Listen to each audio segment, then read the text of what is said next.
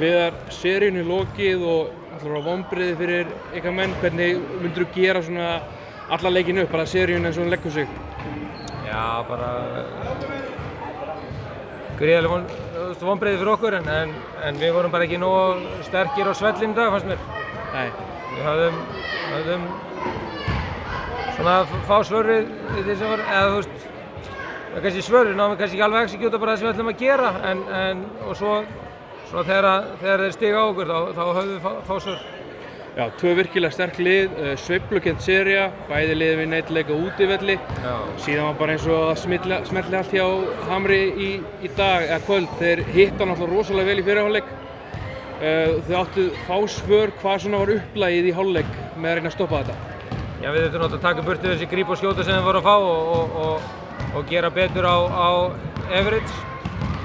En það er svona, þú veist, það komu kaflar en þú veist, Hamarsliðið er það gott sóknarlega, þeir skora svona í bunkum og þeir náðu alltaf að þú veist, finna leiðir og koma sér á hringinn og við áttum bara mjög erfitt með að varnarleika það. Mér fannst bara svona krafturinn og neistinn bara ekki alveg verið til staðar í varnarleiknum sem var búinn að vera í þú veist, já, fyrstu 4 leikjunum.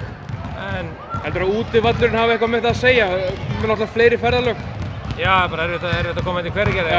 Við höfum unnið hérna í vetur tvisvar sinnum og við gátum alveg gert það en við vorum bara ekki á okkar besta degi og þeir voru að spila mjög vel, þannig að þeir voru bara betri í dag. Þú veist, ef þetta draga eitthvað, þú veist, hvar þessi sería svona sveiflaðist yfir þá gerist það í þriðja leikluta leik 4. Já, ok.